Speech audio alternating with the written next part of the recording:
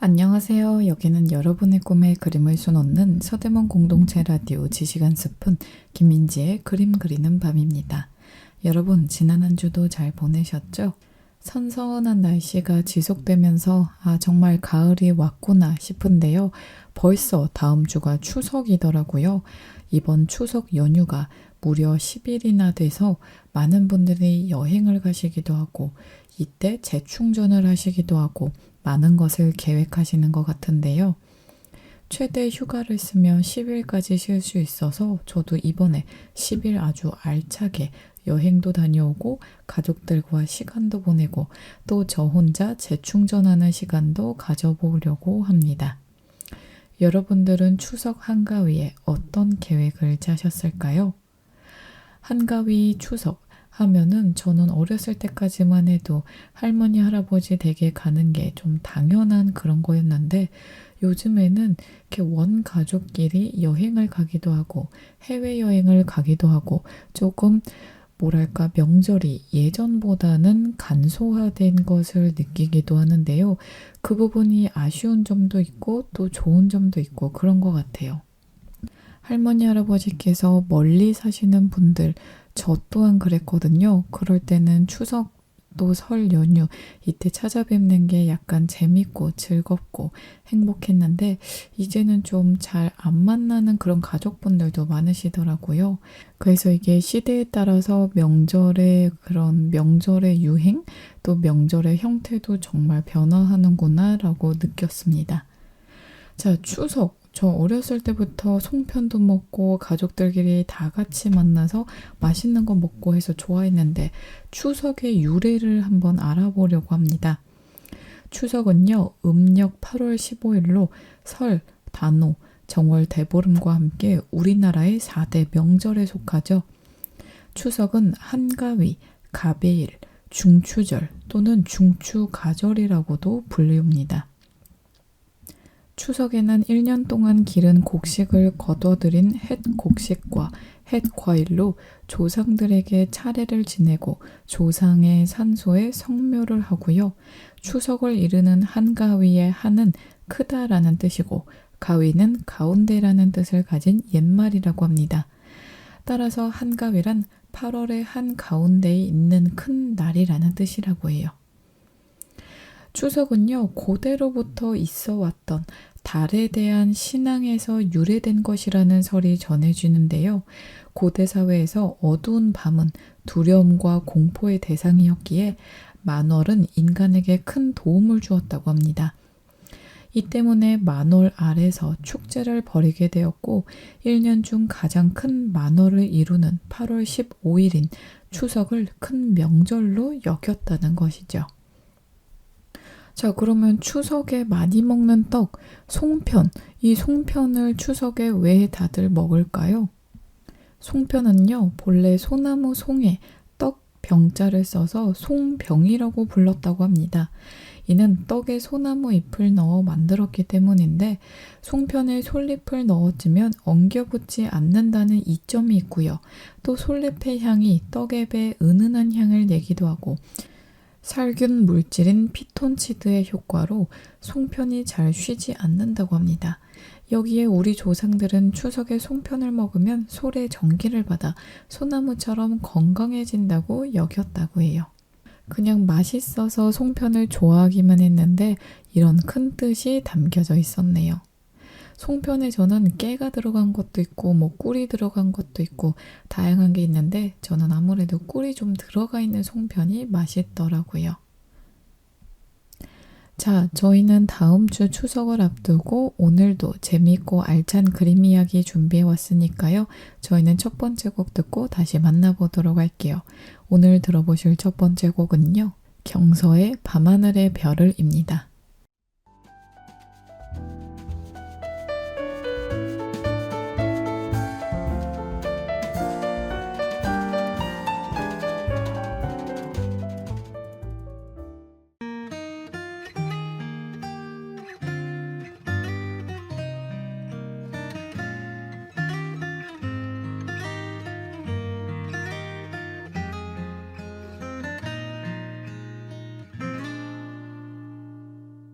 밤하늘의 별을 타서 너에게 줄래.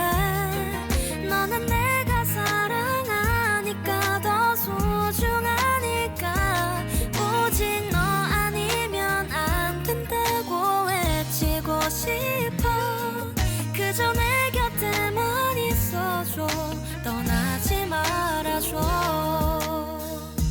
참 많이 어색했었죠. 널 처음 만난 날 멀리서 좋아하다가 들킨 사람처럼 숨이 가득 차올라서 아무 말 하지 못했는데 너는 말없이 웃으며 내 손 잡아줬죠. 밤하늘의 별을 타서 너에게 줄래. 너는 내가 사랑하니까 더 소중하니까 오직 너 아니면 안 된다고 외치고 싶어. 그저 내 곁에만 있어줘. 떠나지 말아줘.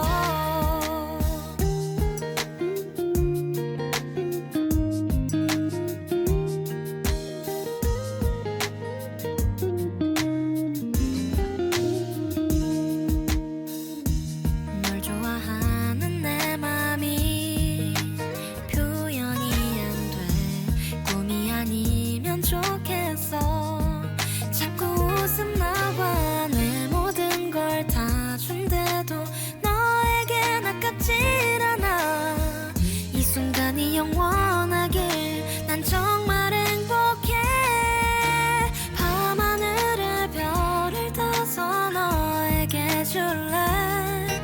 너는 내가 사랑하니까 더 소중하니까 오직 너 아니면 안 된다고 외치고 싶어. 그저 내 곁에만 있어줘. 떠나지 말아줘. 그저 내 곁에만 있어줘. 떠나지 말아줘. 많고 많은 사람 중에 너를 만나서 행복하고 싶어. 두 번 다시 울지 않을래. 오직 내 눈에는 너만 보여. 나를 아껴줘. 이제부터 혼자가 아니야. 우린 함께니까.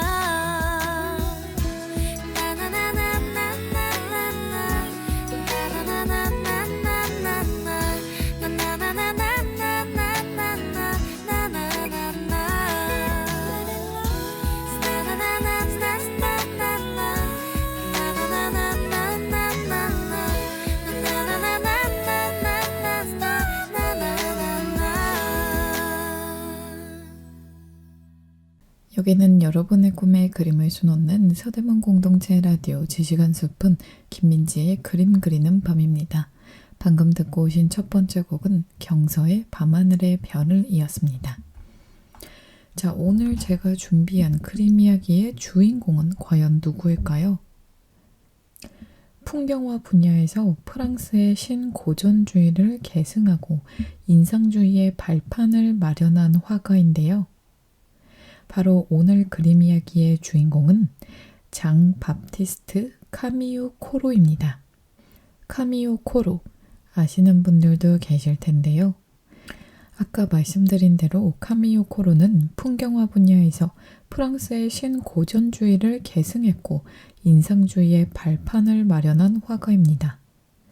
풍경화가로 유명하지만 실제로 그가 다루었던 주제는 풍경뿐 아니라 인물, 종교, 신화 등으로 다양하고 작품 수도 3,000여 점이 넘는 방대한 규모였습니다. 80여 년의 긴 인생 동안 화풍이 점진적으로 변화했고 어떤 화파나 단체에도 소속되지 않고 독자적으로 활동하여 소문과 전설에 비해 생애와 작품의 실체에 대해 충분히 연구되지 않은 부분이 많은 화가라고 합니다. 자, 그러면은 그나마 남아있는 코로의 생애에 관련된 이야기를 조금 해보도록 할게요. 코로의 아버지는 파리의 부유한 포목상이었고 어머니도 여성 패션용품 상인으로 성공한 인물이었다고 합니다. 평생 독신으로 산 코로가 그림으로 생계를 유지할 수 있게 되는 것은 50세가 넘어서였고요.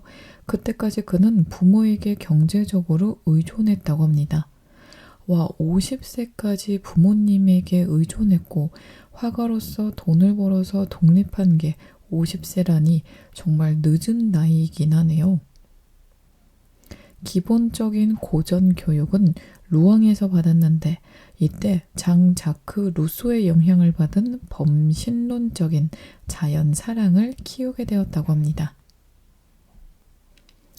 1815년부터 7년 동안 포목상의 도제로 일했으나 저녁에는 아카데미 스위스에 나가 그림을 배우며 화가로서의 꿈을 키웠습니다.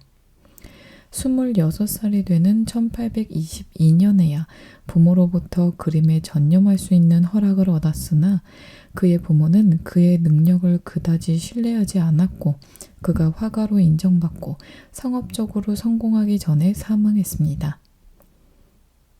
전업 화가의 길에 들어선 코로를 가르친 첫 스승 아실 에트나 미샬롱은 1817년에 로마상에 역사적 풍경화 분야 대상을 수상한 후 이탈리아 여행을 하고 갓 돌아온 고전적인 풍경 화가였습니다. 몇 달간 코로에게 고대 작품과 고전주의 전통에 대한 애정, 구성 풍경화에 대한 신념을 가르쳤던 그가 갑작스레 사망하자 이탈리아를 배경으로 한 고전적 풍경화를 주로 그리던 장 빅토르 베르탱의 화실로 옮겨 1825년까지 수업을 받았다고 합니다. 코로의 스승 미샬롱과 베르탱은 모두 풍경화 분야의 다비드로 불리던 화가 발랑시엔의 제자였습니다. 그가 1800년에 출간한 풍경화 개론, 예술가들이 사용하는 실제 원근법의 요소들, 풍경화에 관한 사유와 충고는 17세기 화가 푸생과 클로드 로랭을 모범으로 한 역사적 풍경화, 곧 신고전주의 풍경화를 공식화했고 코로도 이를 탐독했다고 합니다.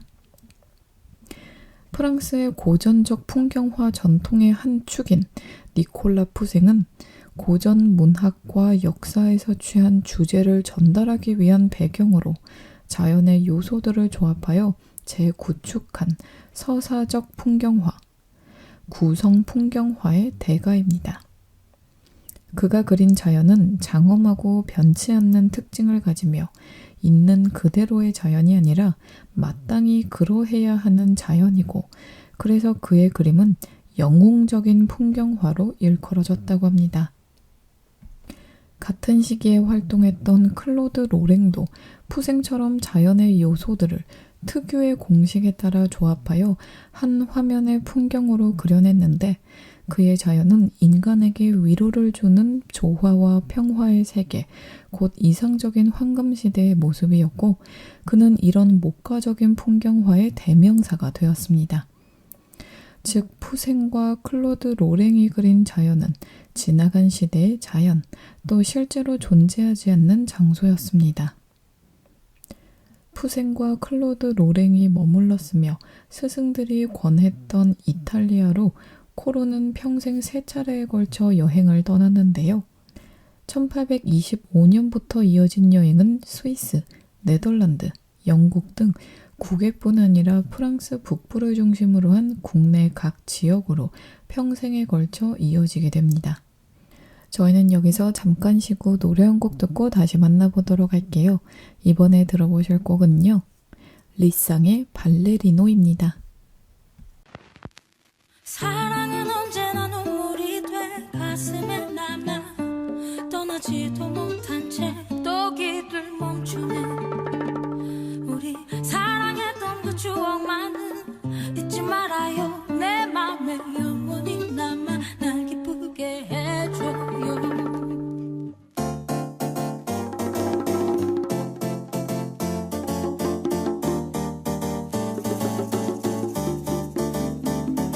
나를 위해 노래를 불러줘. 그녀에게 들리게 사랑도 미련도 다 가져가라고. 나를 위해 소리를 질러줘. 그녀에게 전해줘. 오늘도 내일도 날 찾지 말라고. 모든 게 어색했어. 너와 처음 밥을 먹을 땐 밥풀이 입가에 묻을까 수저를 입에 넣을 땐 신경이 쓰이고 또 함께 걸을 땐 발을 맞춰야 할지 어깨를 감싸야 할지 어디로 가야 할지 여자는 알았어도 사랑은 잘 몰랐기에 나의 뒤에 쫓아오듯 따라오는 너를 위해 조금 느리게 걸어주면 사랑은 시작됐지. 낭만도 없고 구멍난 양말처럼 되는 대로 살아와 망망대해 갔던 나의 삶에 또 다른 세상을 보았어. 난 너무 좋아서 온종일 웃고 다녔어. 사랑은 언제나 눈물이 돼 가슴에 남아 떠나지도 못한 채 또 길을 멈추네. 우리 아름답던 그 추억 속에 함께 살아요. 기억 속 그대와 함께 난 춤을 출 거예요. 너 없는 지금 모든 게 꿈인지 꿈이 아닌지 난 지금 어딜 향해 가고 있는 건지 지금 이곳이 너의 품인지 품이 아닌지 아픈 가슴은 왜일까. 나를 위해 노래를 불러줘. 그녀에게 들리게 사랑도 미련도 다 가져가라고. 나를 위해 소리를 질러줘. 그녀에게 전해줘. 오늘도 내일도 날 찾지 말라고. 무언가를 지켜야 하는 건 그것에 지쳐도 미쳐야 하는 건 그래 난 너에게 미쳤었지. 난 네가 원할 땐 언제나 춤을 추던 발레리노. 그 모습에 웃던 네 얼굴이 다 빨개지고 어둠도 환해지고 세상은 돌고 돌아도 우리는 그러지 않기로 서로의 곁에 오래 남기로 한 길로 같이 가기로 그렇게 약속했지. 하지만 홀로 남아 슬픈 음악에 억지로 남아 춤을 춰봐. 불 꺼진 놀이동산에 웃고 있는 회전목마 그처럼 죽은 듯 웃으며 네가 올까 미련을 가져본다.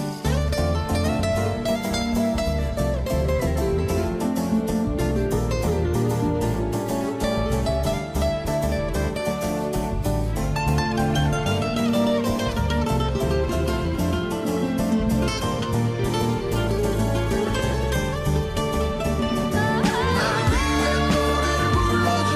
그녀에게 들리게 사랑도 미련도 다 가져가라고. 나를 위해 소리를 질러줘. 그녀에게 전해줘. 오늘도 내일도 날 찾지 말라고.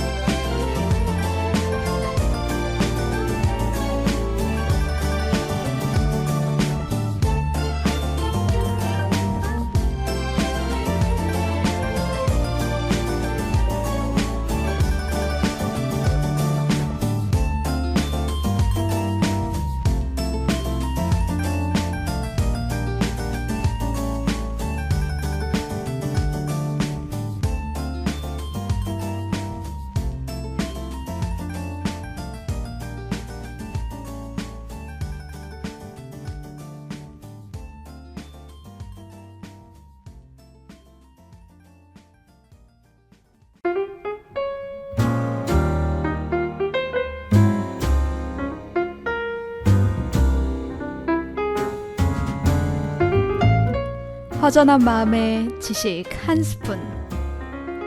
그림과 책, 인문학과 인도 이야기, 그리고 마음 나누는 대화법까지 지식 한 스푼의 풍성한 주제로 오늘도 지식 충전하세요.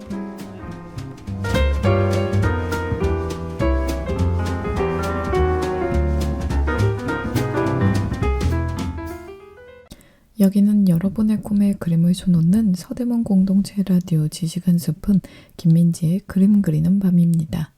방금 듣고 오신 곡은 리쌍의 발레리노였습니다. 자, 코로의 생애 이야기 더 해보도록 할게요. 코로는 말년에 지병으로 거동이 불편했던 몇 년을 빼고 매년 그는 봄과 여름에 여행을 해서 야외에서 드로잉과 유화 습작을 만들고 겨울에 작업실로 돌아와 작품을 완성하는 생활을 하게 됩니다. 이런 야외 작업의 결과 코로는 계절과 날씨, 시간에 의해 변화하는 자연의 미묘한 차이를 발견하고 포착하는 눈과 손을 갖게 되었고 이러한 사실성을 바탕으로 한 기억으로 독자적인 서정적 풍경화 또 시적 풍경화를 완성하게 되었습니다. 첫 번째 로마 여행 중 그린 작품 파르네세 정원에서 바라본 콜로세움은 영웅적이거나 이상적인 주제를 중시하는 고전적 풍경화에서 근대적 풍경화로의 이행을 보여주는 작품입니다. 파르네세 정원은 추기경 알레산드로 파르네세가 1550년에 로마의 팔라틴 언덕에 만든 유럽 최초의 개인 식물원이죠. 이 그림은 정원의 한 건물 고층에 자리했던 코로의 방 창문을 통해 내려다 보였던 로마의 지붕들 위로 쏟아지는 아침 햇살의 주인공인 작품입니다. 전경에 어두운 초목을 배치하고 원경에 하늘을 밝게 하여 깊은 공간감을 준 구성은 고전적이나 코로는 이에 사실적인 자연스러움을 결합했습니다. 작품은 고대의 폐허와 당대의 거주지, 또 인공 구조물인 건축과 유기적인 식물 등 대조적인 요소의 결합으로 구성되어 있습니다. 거의 단색조로 그려진 건물들의 윤곽선을 드러내고 입체감을 만들어내는 것은 미묘한 빛의 변주였죠. 코로가 이탈리아에서 얻은 가장 큰 깨우침은요, 거장의 작품들에서 온 것이 아니라 이탈리아 특유의 깨끗하고 맑은 빛의 힘에서 나왔습니다. 그는 이 빛으로 조율된 색조의 섬세하고 뛰어난 균형 감각으로 구성된 화면의 조화를 만들어낸 것입니다.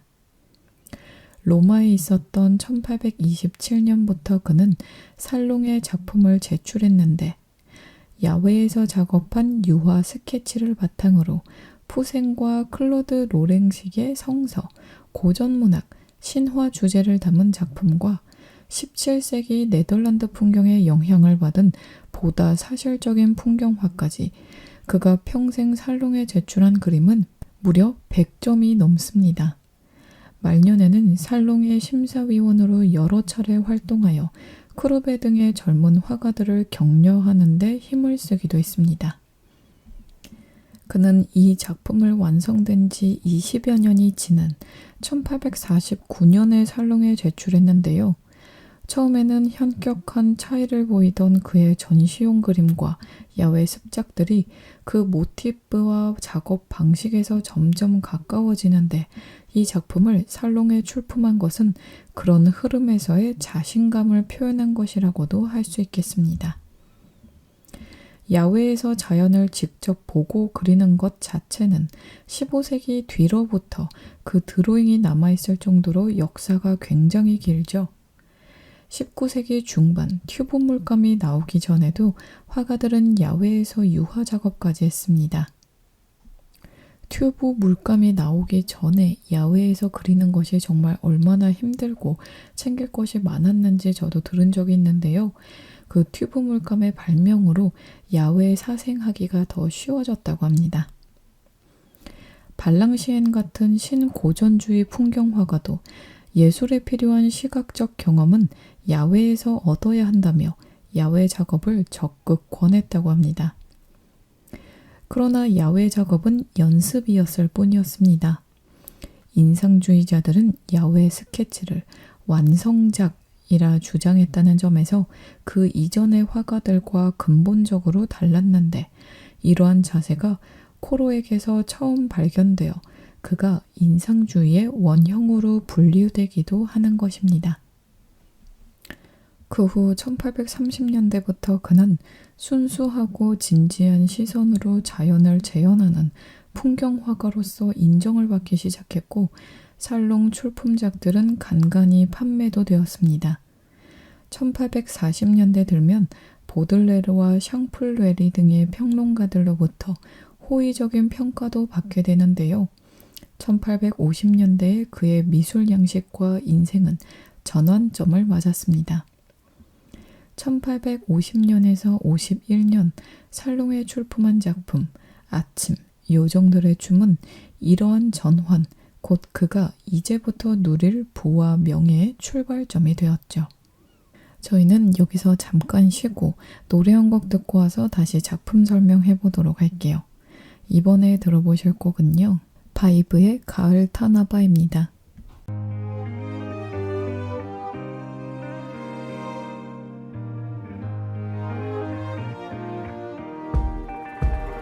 계절은 두고 돌아오는데 사랑은 두고 떠나버리고 추억을 돌고 돌아 멈춰서 있는 다시 그 계절이 왔나봐.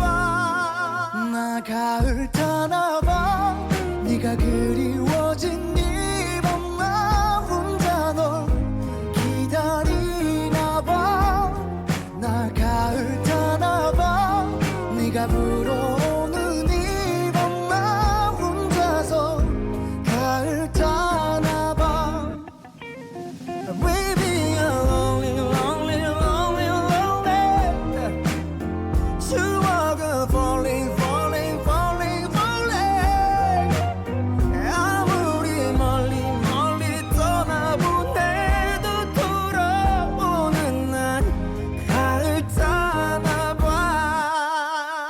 내 곁을 스쳐가는 많은 사람들, 뭐래도 채워지지 않는 시간들, 아무리 잊어봐도 짙어져가는 외로운 계절이 왔나봐. 나 가을 타나봐. 네가 그리워진 이 밤 나 혼자 널 기다리나봐. 나 가을 타나봐. 네가 불어오는 이 밤 나 혼자서 가을 타나봐. Baby you're lonely lonely lonely lonely. 추억은 falling falling falling falling. 아무리 멀리 멀리 떠나보내도 돌아오는 난 가을 타나봐. You are always breathing in my mind. 가슴 한구석이 시려워. Oh baby I'm missing you every night. 네가 그리워. 나 외로웠나봐. 네가 없는 이 거리에 나 혼자 널 서성이나봐. 참 보고 싶나봐. 너를 보내놓고 아직 나 혼자 널 사랑하나봐.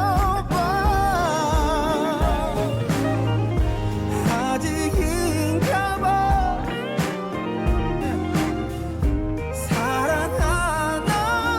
사랑하나봐. 네가 날 떠나가던 시린 이 계절이 돌아오면 가을 타나봐. 그리운가봐. 가을 타나봐.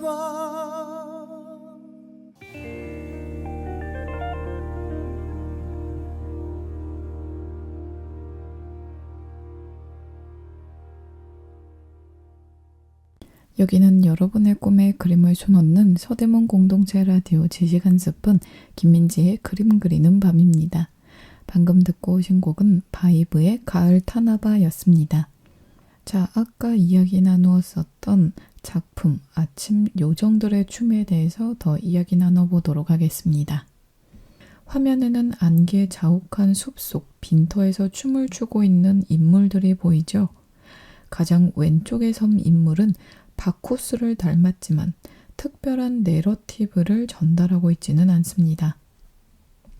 인물의 춤추는 동작은 화면에 율동감을 주는 역할을 할 뿐이죠. 두드러지는 것은 이전 작품에 비해 약화된 명암 대비, 또 흐려진 윤곽선, 또 가라앉은 녹색과 갈색으로 제한된 색채, 사물에 스며든 것 같은 햇빛의 미묘한 묘사인데요. 일견 고전 풍경화와 유사해 보이나 서사적 내러티브가 없고 시간과 계절에 따른 빛의 효과를 중심으로 한 사실적 묘사가 두드러진다는 점에서 이 작품은 시적이고 서정적인 음악성을 가진 것으로 평가받았습니다.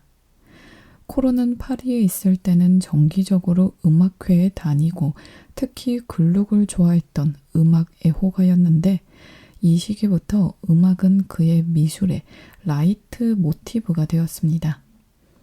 즉, 그때까지 고전적으로 접근했던 풍경화에 그의 주관적 정서가 담긴 사실주의가 합쳐져 코로 특유의 시적 풍경화, 서정적 풍경화 장르가 완성된 것입니다.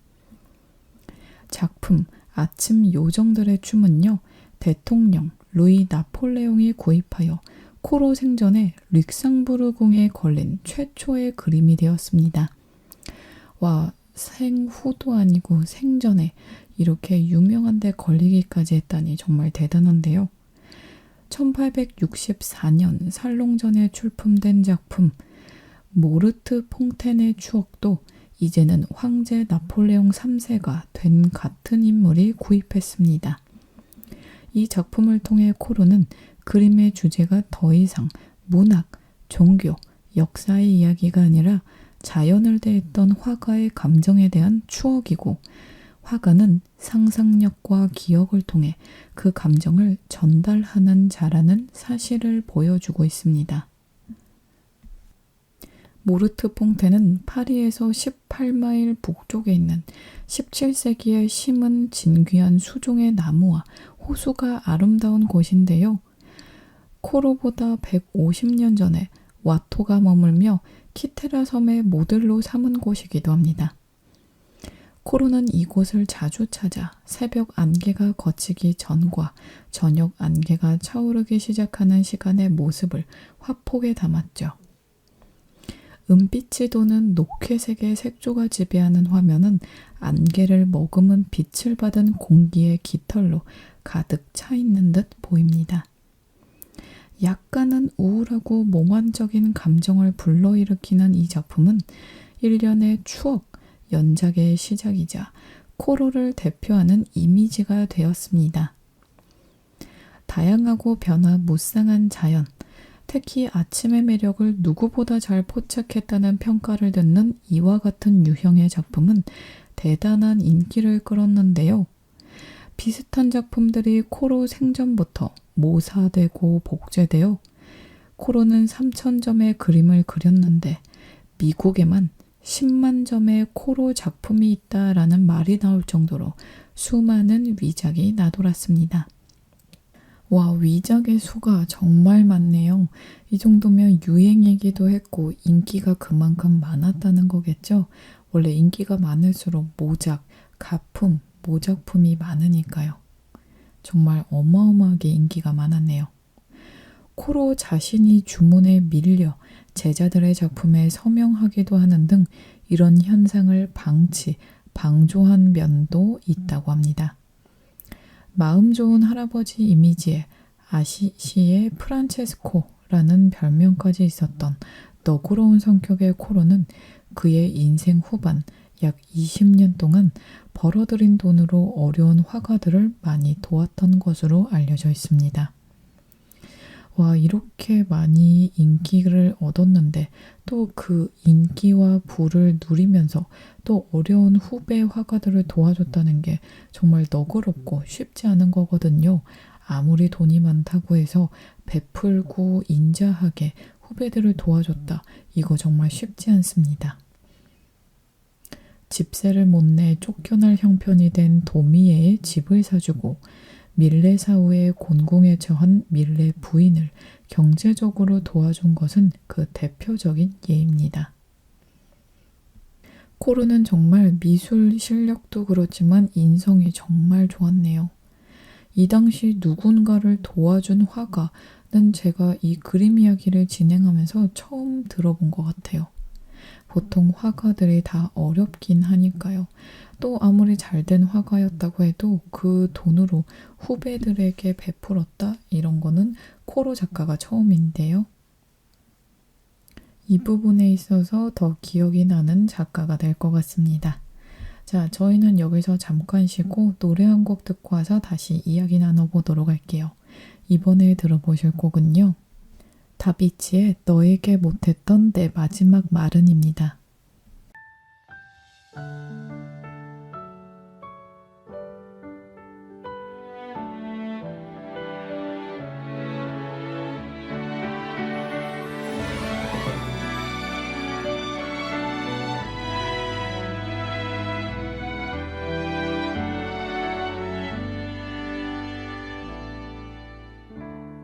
아직 남았을까 못 잊을 이유가 남아있을까 나만 왜 이렇게 바보같이 혼자 널 기다릴까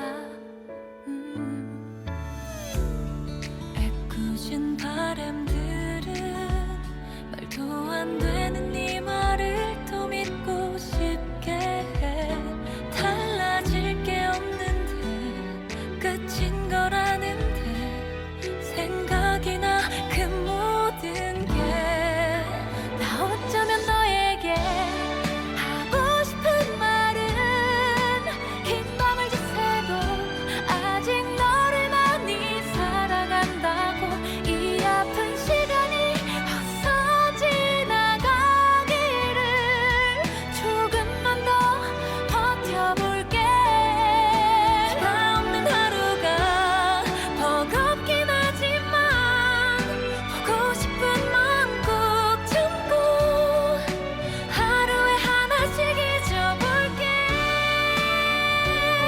그래 볼게 매일 이런 다짐을 해 습관처럼 생각보다 길어진 그리움이 익숙해져가는 날들에 제법 웃기도 하다 또 괜찮다가도 생각이 나 네 모든 게 어쩌면 너에게 하고 싶은 말은 긴 밤을 지새도 아직 너를 많이 사랑한다고 이 아픈 시간이 어서 지나가기를 조금만 더 버텨볼게 가 없는 하루가 버겁긴 하지만 보고 싶은 마음 꾹 참고 하루에 하나씩 잊어볼게 그래 볼게 매일 이런 다짐을 해 습관처럼 괜찮은 척 피워낸 척 해봐도 사실 많이 힘들어서 당장이라도 내게 가고 싶어 지금은 아니어도 끝내 내 손 잡아줘 너에게 못했던 내 마지막 말은 언젠가 한 번쯤 나를 떠올리다 그리워지면 언제든 돌아와 난 여기 있을 거야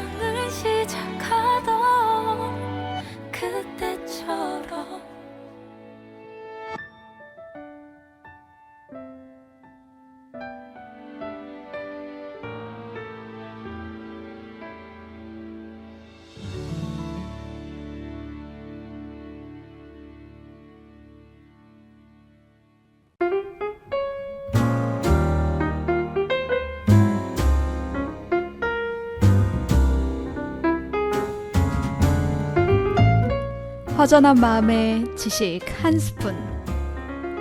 그림과 책, 인문학과 인도 이야기, 그리고 마음 나누는 대화법까지 지식 한 스푼의 풍성한 주제로 오늘도 지식 충전하세요.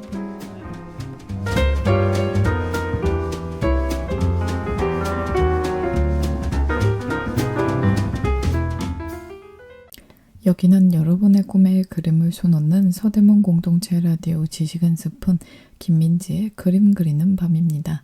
방금 듣고 오신 곡은 다비치의 너에게 못했던 내 마지막 말은 이었습니다. 자, 이어서 코로 이야기 더 해보도록 할게요. 활동 초기부터 가족이나 친구의 초상을 그려왔던 코로는 1850년대부터 본격적으로 대형 인물화의 제작에 힘을 쏟았습니다. 그중 대표적인 작품이 작품 진주장식을 한 여인인데요. 이 작품은 코로의 음악적, 시적 풍경화의 인물화 버전이라고도 할 수 있겠습니다. 코로 친구의 딸인 모델은 레오나르도 다빈치와 라파엘로의 초상화에 존경을 표하는 동시에 그의 도전하는 포즈로 화면 밖을 응시하고 있죠. 제목과 달리 작품에는 진주가 없습니다. 머리 장식이 진주로 오인되어 이런 제목이 붙은 것으로 보입니다. 이 그림을 그리는 과정에서 코로는 처음에는 사실적으로 또 인물의 개성을 드러내는 묘사를 했다가 보다 일반적인 외모로 수정했다고 합니다. 색채도 그의 추억 연작처럼 가라앉은 회색조 하나가 지배적입니다.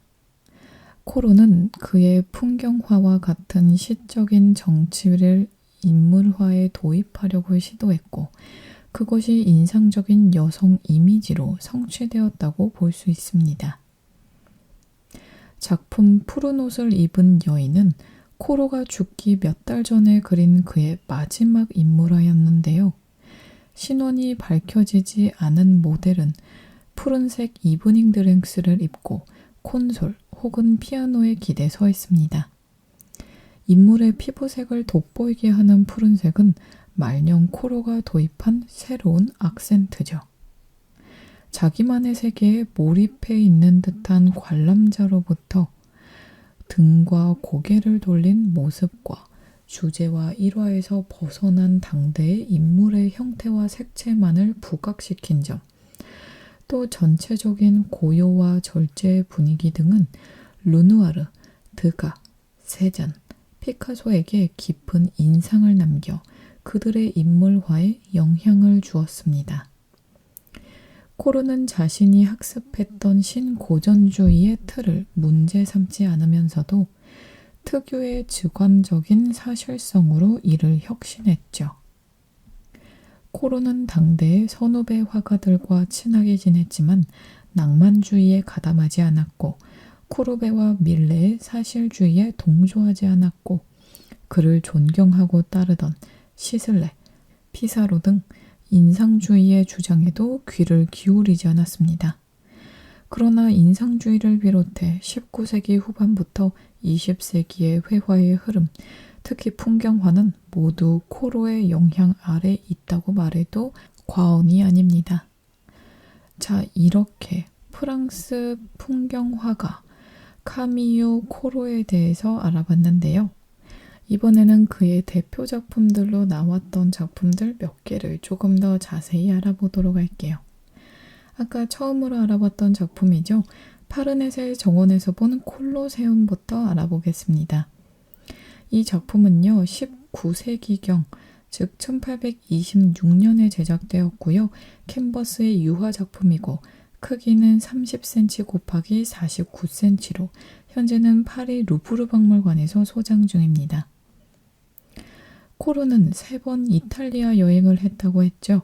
첫 번째는 1825년부터 28년까지 약 2년 반 남짓, 두 번째는 1834년 여름, 그리고 세 번째는 1843년 여름이었습니다. 이 작품은 코로가 처음 여행을 했던 시기에 로마 근처에 머물면서 그린 것입니다. 이탈리아를 여행하면서 코르는 강렬한 태양 아래에 있는 유적들과 풍경을 그리면서 자연을 이해하고 모방하는 방법을 배우게 되죠. 그러면서 과거 거장들이나 당시 유행하는 화풍과는 다른 독자적인 방식을 확립하게 되었는데요. 그것은 바로 빛과 공간을 처리하는 기법이었습니다. 이탈리아에 도착 당시 그는 자신의 이렇게 적었습니다. 작품에서는 물량의 덩어리가 전부이다. 그것이 우리의 마음에 감동을 준다. 라고 말이죠. 그는 이러한 것을 유적의 구조적 측면이 빛과 그림자로 확실히 표현하였습니다.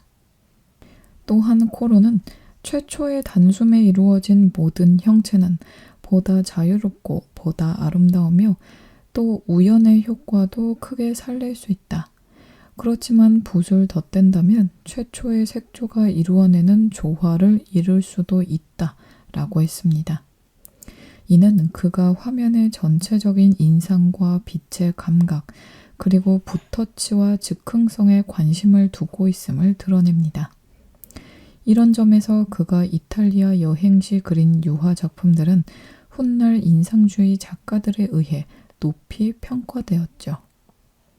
로마에서 그린 작품에 대하여 미술사학자 펜추리는 주제는 로마의 폐허이지만 코르는 가까이 다가가서도 이것을 세세히 보려 하지 않고 마치 아케이드가 무한한 저편에 있기라도 하듯 오직 그 물량의 덩어리가 가진 색조에만 눈길을 주고 있다라고 했습니다. 벤투리의 평가대로 빛과 자연에 대한 연구는 풍경화가로 성장할 수 있는 계기를 마련했습니다. 코르는 이탈리아 여행에서 많은 습작과 스케치를 했는데요. 이는 평생 동안 그가 제작한 작품들의 밑거름이 되주었습니다. 실제 눈으로 보고 그리는 것과 상상해서 그리는 것은 정말 큰 차이가 있죠. 실제 보고 그린 것이 정말 생생함과 표현력, 또 이거를 어떻게 표현해야 실제처럼 그릴 수 있을까, 이런 연구를 하기 때문에 실제 습작을 하고 보고 그린 것이 굉장히 큰 도움이 되었을 것 같아요. 자, 저희는 여기서 잠깐 쉬고요. 노래 한 곡 듣고 와서 또 다른 작품 알아보도록 하겠습니다. 이번에 들어보실 곡은요. 소수빈의 라스트 찬스입니다.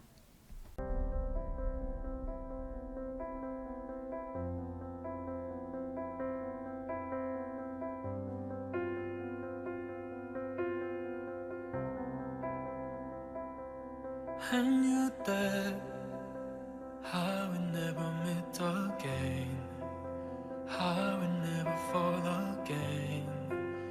You're the beginning and the end.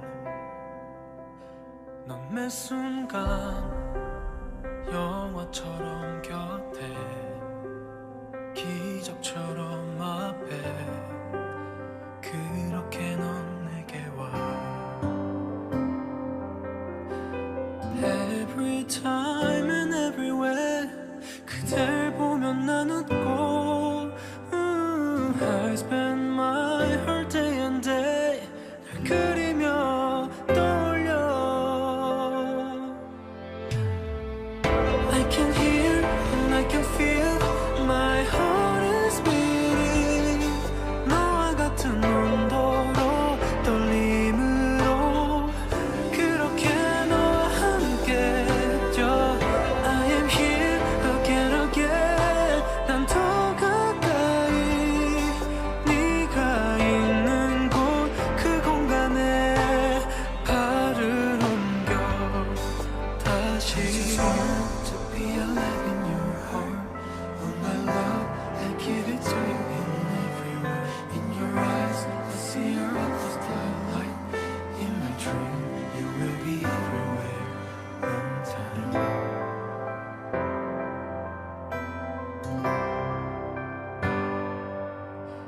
You're better than anything else. 너와 같이 웃는 것. I'll be always on your side. 다시 또 태어나도 손 가득히 찬 외투처럼 그대는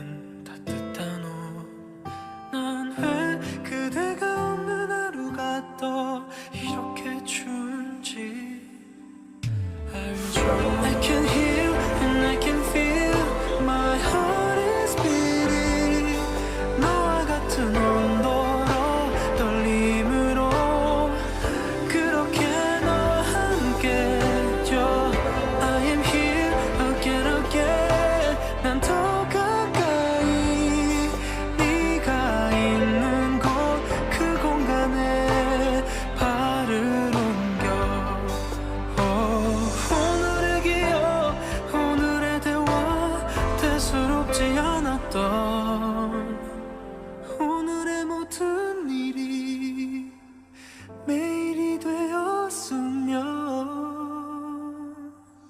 I just want to be alive in your heart.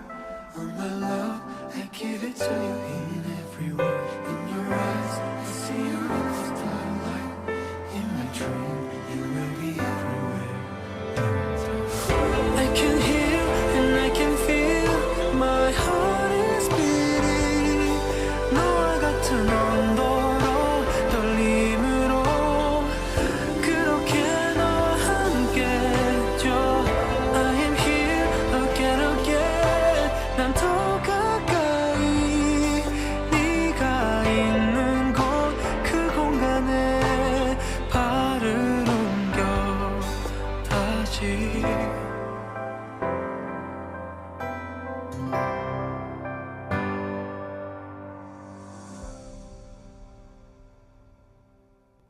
여기는 여러분의 꿈에 그림을 수놓는 서대문 공동체 라디오 지시간 숲은 김민지의 그림 그리는 밤입니다. 방금 듣고 오신 곡은 소수빈의 라스트 찬스였습니다. 자, 그 다음으로 알아볼 작품은요. 아침 요정들의 춤입니다. 이 작품은 1851년에 캔버스의 유화로 그려졌고요. 크기는 98cm 곱하기 131cm로 현재는 파리 오르세 미술관에 소장 중입니다. 주로 사실적이고 소박한 풍경을 그리던 코로는 이때부터 본격적으로 몽환적이고 은빛 가득한 서정적인 풍경을 화폭에 담기 시작했는데요. 이전에는 고동색과 녹색으로 사실에 충실한 풍경화를 그렸지만 이 작품은 몽상의 세계처럼 풍경을 표현했습니다. 실제 풍경을 바탕으로 하면서도 고대 로마 신화 속의 한 장면처럼 숲과 나무 및 고대 복장 차림의 요정들을 배치하였는데요. 아침 햇살이 은은하게 비치는 숲속에 요정들이 상당히 경쾌히 움직이고 있습니다. 요정이 노니는 숲은 빛에 의해 마치 은빛가루를 뿌려놓은 듯 반짝이고 있죠. 이는 보는 이로 하여금 아름다운 세계에 대한 동경을 불러일으키고 있습니다. 이러한 감성적 표현에 대해 코르는 그대를 인도하는 것은 그대의 감성뿐이다. 현실성은 예술의 일부이지만 감정은 그 전부다 라고 적었습니다. 이는 사실적인 풍경화를 넘어서 감상자와 감성을 구분하는 작품을 하고자 한 것입니다. 그리고 이러한 점이 바로 바르비종 화가들의 풍경화와 다른 점이었습니다. 사실 코르는 밀레나 테오도르 루소, 트루아용 등의 화가들보다 먼저 바르비종 근처 퐁텐블로 숲에서 풍경을 그리곤 했다고 합니다. 하지만 바르비종의 화가들이 사실적으로 풍경을 담는 것에 주력하였다면 코르는 신화나 역사 이야기를 감성적인 화면으로 만들었다는 점이 바로 다른 점입니다. 자, 그 다음으로 알아볼 작품은요. 모르트 퐁텐의 추억입니다. 1864년에 캔버스의 유화로 제작되었고요. 크기는 65cm 곱하기 89cm로 파리 루브르 박물관에서 소장 중입니다. 작품 크기가 다 약간 작은 편인 것 같아요. 이 그림 속에 나오는 모르트 퐁텐의 연못들은 파리 북쪽의 상리스 지역 부근에 있고요. 카미오 코르는 특별히 이 연못가에서 1850년부터 여러 번 평야를 바라보며 습작을 남겼다고 합니다. 그렇게 그린 습작들은 작업실에서 그의 기억에 의해 다시 한번 재구성되었죠. 여기서 코르는 아브레 마을에서처럼 햇빛과 반사광에 의해 나타나는 현상들을 정밀히 연구했습니다. 연못이 있는 이 장소는 코르가 나무들과 물 사이에 시각적 어울림을 관찰하기에 매우 적합한 장소였습니다. 여기서 그는 시점이 미치는 각도에 따라 변하는 빛의 현상들을 주목하곤 했죠. 자, 오늘 이렇게 프랑스 풍경화의 대가 카미오 코로에 대해서 알아봤는데요. 그는 실제 자연을 눈에 담으면서 직접 그렸고 또 유명해져서 그 부와 명성으로 어려운 후배 화가들을 도왔던 화가입니다. 저는 다음 주에도 재미있고 알찬 그림 이야기로 여러분들 찾아뵙도록 하겠습니다. 지금까지 여러분들의 꿈에 그림을 수놓는 서대문 공동체 라디오 지시간 숲은 김민지의 그림 그리는 밤을 진행한 아나운서 김민지였습니다.